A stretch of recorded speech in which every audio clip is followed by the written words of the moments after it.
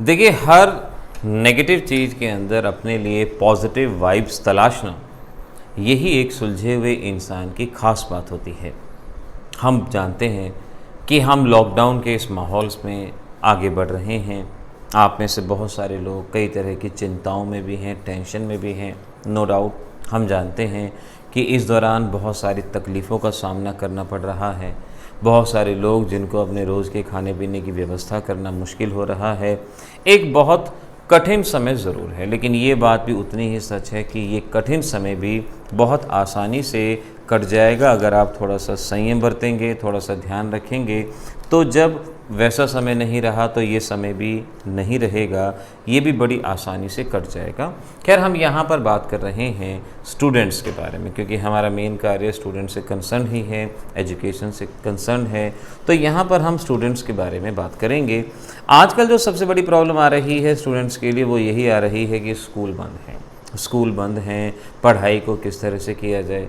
Parents को ऐसा लगता है कि बच्चे सुबह से लेकर शाम तक पहले तो रामायण देखते हैं, उसके बाद उसी तरह की उछल कूद करना भी शुरू करते हैं, क्योंकि जो मूवी देखते हैं उसी तरह की उछल कूद करते हैं। गेम खेलने पे आते हैं तो दिन ही पूरा उनका हाथ में बंदूक लेके पबजी खेलते खेलते बीत जाता है। उसी तरह के उनके स्टांस हो रहे हैं। बात भी करते हैं तो बंदूक हाथ में उठा के बात करते हैं, क्योंकि आजकल बच्चों के पास करने के लिए इतना कार्य नहीं है। कुछ स्कूल्स ने ये इनिशिएटिव ज़रूर उठाया है कि वो अपना बच्चों को घर में डिजिटल एजुकेशन या ऑनलाइन एजुकेशन के थ्रू पढ़ाने की कोशिश कर रहे हैं। देखिए, इसमें सबसे बेस्ट क्या किया जा सकता है? इसमें सबसे बेस्ट ये किया जा सकता है कि आप इस कंसेप्ट को लॉकडाउन स्टडीज़ की बजाय होम स्कूलिंग का नाम दे दें। आप होम स्कूलिंग का नाम दे दें। अब होम स्कूलिंग की टेक्निक एक ऐसी टेक्निक है जिससे बहुत सारे बच्चे इस्तेमाल करते हैं। वो स्कूल्स में नहीं जाते, सिर्फ पेपर देने के लिए ही वो स्कूल्स में जाते हैं। एक ज़माना था, समय था जब लोग इसकी काफ़ी बुराई करते थे कि ये एक अच्छा कंसेप्ट नहीं है, बच्चे का कॉन्फिडेंस डाउन होता है। नो डाउट वो बात भी बिल्कुल सही है कि बच्चे के ओवरऑल डेवलपमेंट के लिए तो स्कूल चाहिए ही चाहिए। लेकिन इस समय में, जब ये कोविड-19 का समय है, इस समय में क्या किया जाए? अब ऐसे में स्कूल तो जा सकते नहीं हैं, तो अपने आप को होम स्कूल के एनवायरनमेंट में कन्वर्ट कर दिया जाए, अपने आप को होम स्कूलिंग के अंदर ढाल दिया जाए। अब होम स्कूलिंग के फ़ायदे क्या क्या हैं और क्या क्या इसकी रिक्वायरमेंट ज़रूरतें हैं, आइए इसके बारे में कुछ बातें करते हैं। देखिए, होम स्कूलिंग में सबसे बड़ा फ़ायदा ये है डिस्ट्रैक्शन का ना होना। आजकल हम स्कूल्स में जानते हैं कि हर तरह के बच्चे होते हैं। कई बच्चे ऐसे हैं जो पीछे से ही एक बिगड़े हुए हालात का शिकार होते हैं। स्कूल्स में कई तरह की गाली गलौच वो करते हैं। नो डाउट इस बात को कहने में कोई बुराई नहीं है, क्योंकि जो आजकल स्कूल में चल रहा है हम देख ही रहे हैं। अब उस वक्त बच्चों को कितना भी समझा दिया जाए, लेकिन जिस माहौल में वो रह के आ रहे हैं उसी तरह का माहौल वो बाहर शो भी करते हैं। ये बात भी उतनी ही सत्य है, क्योंकि जब तक पेरेंट्स का साथ नहीं होगा तब तक बच्चों में सुधार नहीं हो सकता। तो इसीलिए कई तरह के बच्चे स्टूडेंट्स को मिलते हैं, वो आपस में कई तरह की बुराइयों का शिकार भी होते हैं। अब होम स्कूलिंग में कम से कम इस तरह के एनवायरनमेंट से आपका बच्चा बचेगा। एक चाइल्ड को इस तरह का एनवायरनमेंट नहीं मिलेगा। आप अपनी वैल्यूज़ को चाइल्ड के अंदर आप उसके अंदर डाल सकते हैं, भर सकते हैं, इनकलकेट उसके अंदर किया जा सकता है। तो आपकी जो पारिवारिक वैल्यूज़ हैं वो उस बच्चे के अंदर आने का एक बहुत अच्छा समय है ये। तो इस वक्त के दौरान एक तो स्टूडेंट को डिस्ट्रैक्शन नहीं होगा, दूसरा स्टूडेंट अपने हिसाब से अपने टाइम टेबल के विद रिस्पेक्ट पढ़ पाएगा। अब सवाल ये उठता है कि बच्चा कहाँ से पढ़ेगा? बहुत सारे सोर्सेज हैं हमारे इंटरनेट पे, कई तरह की बुक्स हैं। अगर आप बच्चों के पास बुक्स नहीं हैं तो बहुत सारी वेबसाइट ऐसी हैं जो फ्री बुक आपको डाउनलोड के लिए देती हैं। आप वहाँ से बुक डाउनलोड आपको करनी होंगी। बुक डाउनलोड कीजिए, आपके पास लिटरेचर अवेलेबल होगा। यूट्यूब के ऊपर बहुत तरह के चैनल्स हैं जहाँ पर पूरा का पूरा सिलेबस बच्चे को पढ़ाया जाता है। आजकल तो एजुकेटर इतने ज़्यादा हो गए हैं जो बिल्कुल फ्री में बच्चों को पढ़ा भी रहे हैं। आप किसी एक अच्छे से चैनल को सिलेक्ट करें और वहाँ से स्टेप वाइज मैनर में पढ़ाई करने की कोशिश करें, बिल्कुल ये मान के कि आप क्लास में बैठे हैं। आप क्लास में बैठे हैं उस वक्त एक यूट्यूब का चैनल, चाहे लैपटॉप पे, आजकल तो टीवी पे भी आप यूट्यूब को ऑन कर सकते हैं, या मोबाइल फ़ोन पे सही, वहाँ पर उस क्लास को देखिए। और जो जैसे स्कूल में होता था कि भाई हर रोज़ का मुझे एक 40 मिनट का जो पीरियड होता था, इसी तरह से मुझे 40 मिनट पर सब्जेक्ट के हिसाब से पढ़ना है। जो मेन सब्जेक्ट हैं उनके 40 मिनट का वीडियो मुझे देखना है और साथ साथ नोट्स बनाने हैं।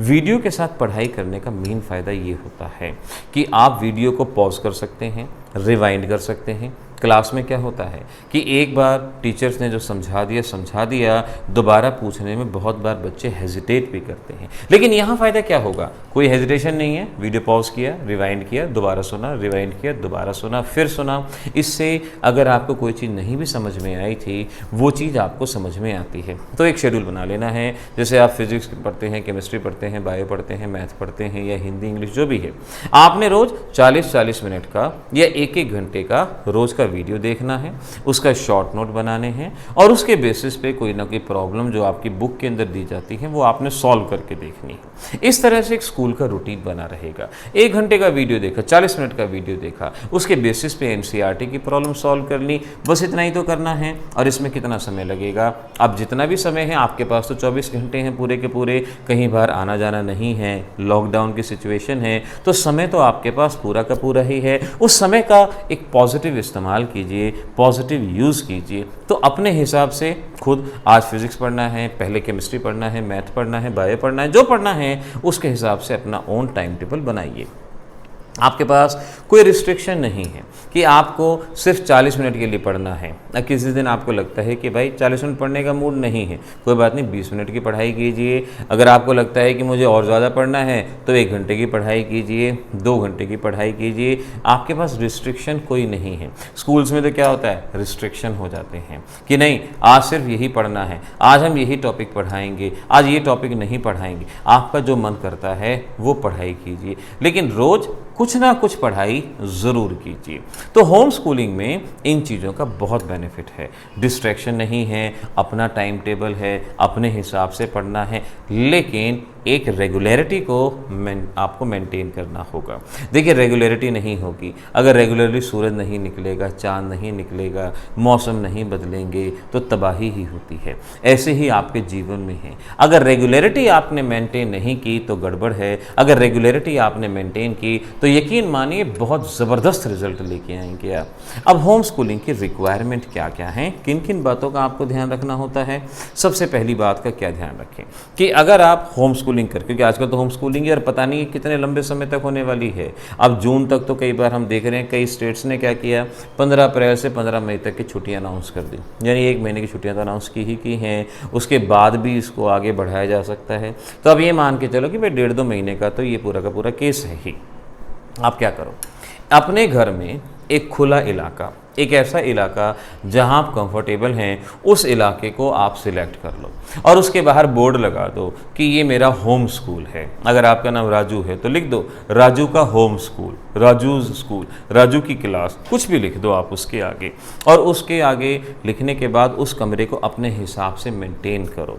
वहाँ पर कम से कम फर्नीचर रखो, कम से कम फर्नीचर रखो। सिर्फ पढ़ने के लिए एक कुर्सी हो, एक मेज हो, टेबल हो, बहुत है आपके लिए, उतना ही रखो। और मेज को भी हल्का रखो, ज़्यादा भरी भरी किताबें नहीं। कई बार जब बहुत ज़्यादा भरी भरी किताबें हो जाती है ना तो हमारा ध्यान नहीं लगता, क्योंकि हमारा ध्यान भटकता है, यहाँ ही भटकता है, वहाँ भी भटकता है, इधर ही भटकता है।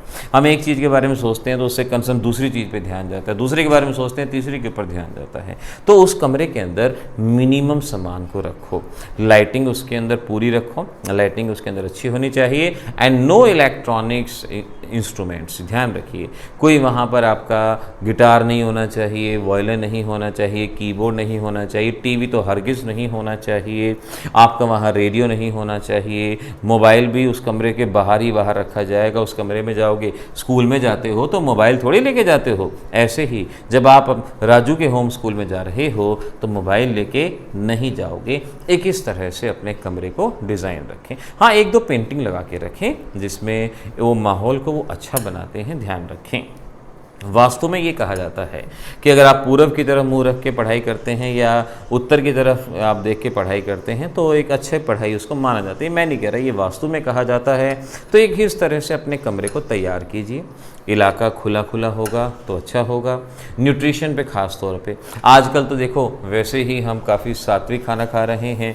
ज़माने बीत गए डोमिनोज़ का पिज़्ज़ा खाए, पिज़्ज़ा हट का पिज़्ज़ा खाए या कहीं और का बाहर का खाना खाए। अब तो ऐसा लगता है कि ज़माने बीत गए। मैं खुद की भी बात कर रहा हूँ। कभी ऐसा होता था कि भाई आज मन कर रहा है, आज कुछ बाहर ज़ोमैटो वालों से मंगा लो, कुछ कर लो। लेकिन अब तो ज़माने से बीत गए हैं। अब तो ये लगता है कि ठीक है जो बना है उसी को खाया जाए, सात्विक खाना ही खाया जाए। होम स्कूलिंग के दौरान भी यही मानते हुए कि भाई जिस दौरान आप पढ़ाई कर रहे हो उसके दौरान आप जो भी मील लेते हो, ब्रेकफास्ट की मील लेते हो, लंच की मील लेते हो या उसके बीच में कुछ और खाते हो तो वो बिल्कुल सात्विक ही होना चाहिए। एक उसमें सैलड्स हों, ज़्यादा से ज़्यादा वेजिटेबल सैलड का इस्तेमाल करो, आपकी बॉडी की ग्रोथ के लिए अच्छा होगा, बहुत बेटर होगा।